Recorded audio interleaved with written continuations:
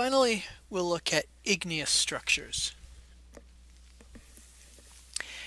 Again, still non-tectonic. We can have extrusive rocks and intrusive rocks. These are igneous rocks formed above ground and below ground. Magma is melted rock below ground. Lava is melted rock above ground. These are key terms for understanding igneous structures. These aren't the structures themselves. We can have partial melting, so it doesn't completely turn into magma, just more like mush. And we can have plutons. A pluton is a magma chamber that solidifies while still underground. It never erupts, it never becomes a volcano or a lava flow or anything like that. Just stays underground, cools off very slowly, turns into rock. Maybe someday it gets exposed due to uplift and erosion. Now, for actual structures dealing with igneous rock, we can have dike swarms. You see these black lines here running through this lighter colored rock. Each of those black lines is a small dike. It was a dark, probably basaltic magma that flowed into cracks. Lots of pressure, probably dealing with that magma flowing into the area due to pressure somewhere else, created these cracks. The magma flowed into the cracks and then slowly solidified there, creating this dike swarm. Dike swarms happen over large areas, not just a single outcrop like this, but to be a dike swarm, it's going to be over a large area. We can have ring dikes. You see this circular pattern in the ground here. This is a map view of a ring dike formed by a partially collapsed magma chamber. This can happen when some of the magma flows out of the chamber and the rock that was above it, that it had uplifted, collapses because there's low pressure inside and it's heavy, it's rock.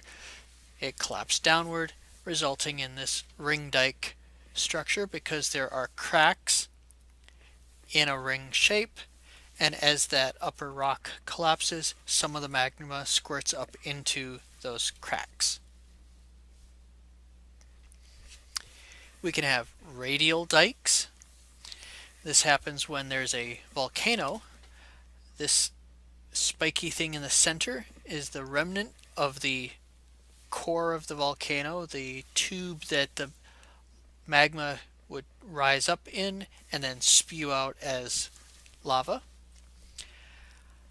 The whole of the volcano, except this little tiny bit, has eroded away. All that's left is that bit of a stalk in the center and a couple of radial dikes. These were large cracks in the sides of the volcano that some of that magma squirted into and solidified. They are in those cracks, creating these dikes. After the erosion, all that's left are these dikes. They look kind of like the spokes on a wheel. Sills are sheet-like intrusions that happen when the vertical stress is lower than the horizontal stress. This means there's not a lot of pressure up above relative to how much sideways pressure there is. The only way that's going to happen is due to tectonic plate motion, but the sills themselves are considered a non-tectonic structure because it's not folding, it's not bending, it's not tilting. It just happens, the stresses are there and the magma flows in. So you can see this dark band here, and it's sheet-like, and it's parallel to the beds. It flowed in between the beds.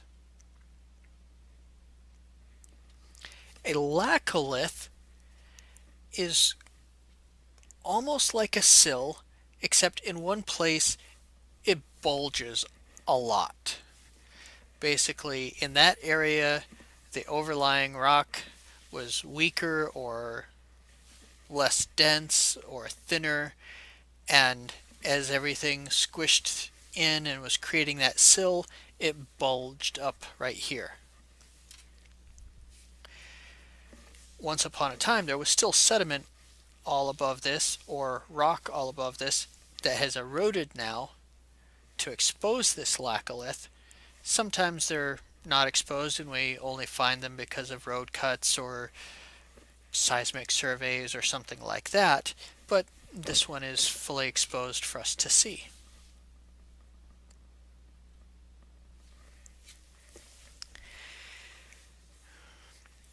When we're talking about these structures that form deep in the earth, such as sills and dikes and laccoliths and plutons, these plutonic structures form because of the pressures and temperatures involved at depth. The geothermal gradient is what we call the change in temperature as you get deeper and deeper into the ground. Except in very special, isolated cases, it's going to increase with depth. That's the general trend. The deeper you get into the ground, the hotter it is. And that is the geothermal gradient, all the way from the surface to the core of the earth. Another important term is the MOHO, or the MOHO boundary, the Mohorovičić discontinuity. These are all names for the MOHO, which is the boundary between the crust and the mantle.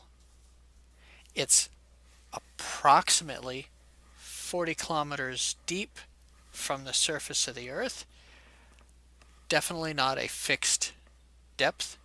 It fluctuates. Parts of the ocean, it can be 10 or less kilometers deep. Parts of the continental crust, it can be 70 or 100 kilometers deep. It's about 700 degrees Celsius. Again, this is not a fixed number, but it's an approximate number because once you get too much hotter than that, the rock starts behaving differently and is, more mantle behavior than crust behavior, and more mantle composition than crust composition. The lithosphere is actually the crust and the upper mantle, and is about 150 kilometers deep and 1280 degrees Celsius approximately. It's less than twice as hot, nearly 4 times as deep. This tells you that the geothermal gradient changes with depth. It's not a constant number.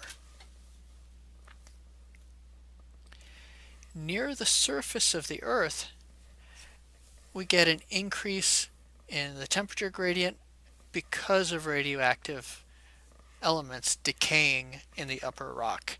There's more of them than there are down in the mantle.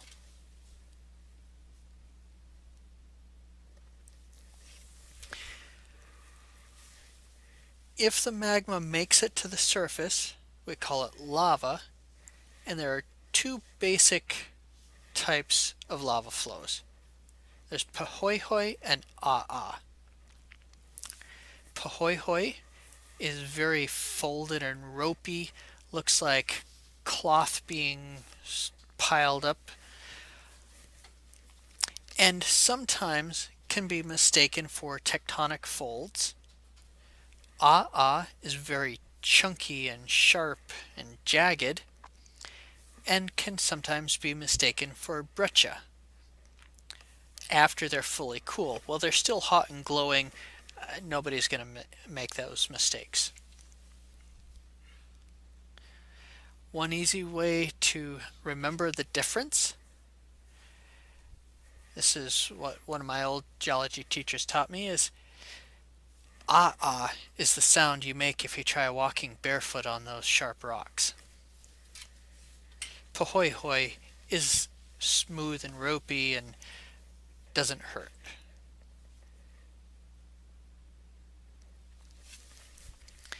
We can also have extrusion underwater. It's still not underground, so it's still extrusive, but if it's underwater, it behaves very differently. For example, we can have these pillow basalts. These will pile up one after another as the basalt is spilled out into the ocean water. And pillow basalts always have these rounded tops and angular pointy bottoms, because the next one will basically fill that little area and then be bulged on top. So it'll have a round pillow top and a pointy spiky bottom. This is a useful thing to know about pillow basalts, because if you find pillow basalts where the pointy part is in some other orientation besides down, that tells you that something happened to those pillow basalts after they were deposited. Ignimbrite is welded tough. So some volcanoes just spill out lava, some spew things up into the air, and it cools on its way through the air and lands on the ground and then piles up and gets all welded together and becomes rock called ignimbrite. So these are both extrusive but very different. We can also get columnar jointing. It's where, like in a volcanic stock, after the lava has stopped flowing out, there's still some in the caldera and down into the ground, and it can cool there. As it cools, it condenses a little bit. Most things other than water, as you heat them, they expand. As they cool, they contract. As it contracts, it can result in cracks as it pulls away from itself, basically. These cracks form vertical cracks all the way up the stalk. This is a very famous example in South Dakota. No, not South Dakota. I'm sorry. Wyoming, called Devil's Tower. Although now geologists are considering that Devil's Tower may have formed from a different scenario other than a volcanic stock, but it was still igneous rock cooling underground and cracking. The final non-tectonic structure that we're going to talk about are impact structures. These are rare, but important, and important to distinguish them from volcanic features, because they can look pretty similar at first. An impact structure happens when something falls from space, an asteroid or a comet, and crashes to Earth. They can be kind of small, they can be huge, they can be anything in between.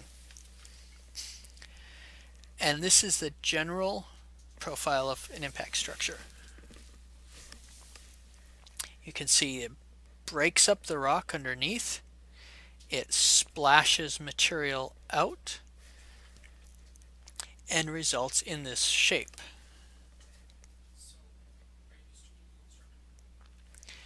This is a crater formed by an impact. This one is creatively named Meteor Crater. You can see that raised lip.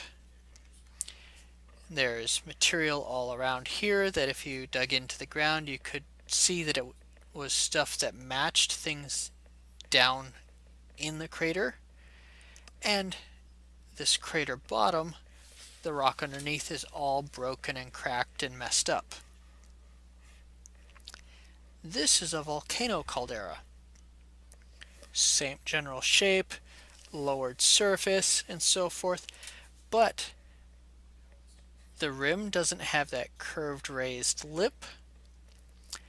The edges are quite different looking, and this bottom isn't full of shattered, busted up rock. It's filled with nice crystalline rock from magma solidifying. However, to the untrained eye, it's really easy to see how they could be confused for each other. The rims and the subsurface are the spots with the most easily identified differences, though, that will tell you without question whether something is a caldera or an impact structure.